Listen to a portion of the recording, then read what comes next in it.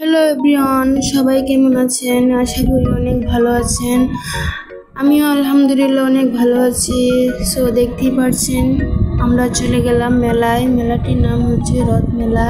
এই মেলাটি যদিপুর অনুষ্ঠিত হয়, প্রতি বছরে বছরে এখানে অনুষ্ঠিত হয়। এই মেলাটি হচ্ছে হিন্দুদের উৎসব, তবে এখানে হিন্দু মুসলিম সকলে এখানে এসে আনন্দ করে। সো আমরাও চলে গেলাম, আমি আমার হাজব্যান্ড গিয়েছিলাম।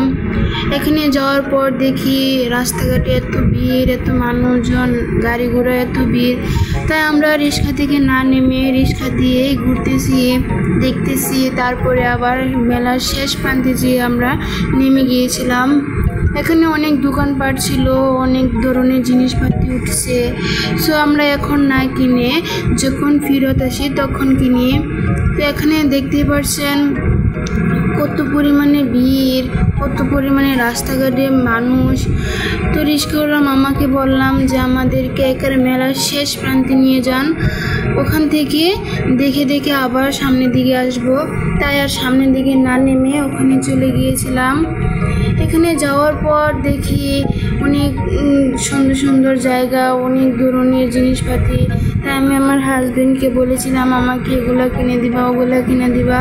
তো আমার হাজব্যান্ড বললো এখন না কিনে আমরা যখন ফেরত আসবো তখন কিনবো। মেলাটা ছিল অনেক লম্বা, প্রায় 15 মিনিট সময় লাগে যাওয়ার জন্য। তো আমরা এখানে অনেক লম্বা দেখে আমরা আর না নামে রিক্সা দিয়ে হাঁটছিলাম। এই যে দেখতে পাচ্ছেন যে বেলুনের মতো হাঁস সিস্টেম করা, ওগুলো যে আমার এত ভালো লাগে আমি বলে বোঝাতে পারবো না। আর এটা আমার হাজব্যান্ডই আমাকে নিয়ে এই প্রথম মেলায় নিয়ে আসলো।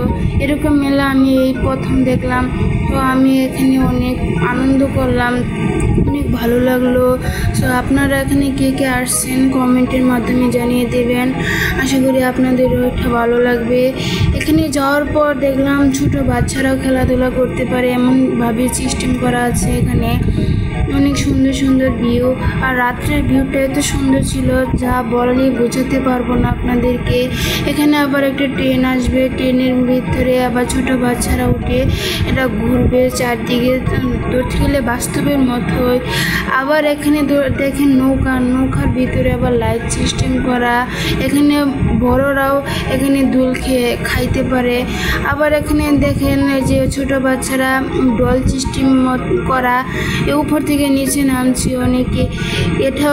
এটা দেখে আমার যেতে ভালো লেগেছে, অনেক ভালো লেগেছে। এই যে উপর থেকে নিচে নামছে ছোটো বাচ্চাদের খেলার জন্য এত সুন্দরভাবে একটা তৈরি করেছে তারা, যা অনেক সুন্দর লাগছে, অনেক পারফেক্ট জিনিস একটা এখানে।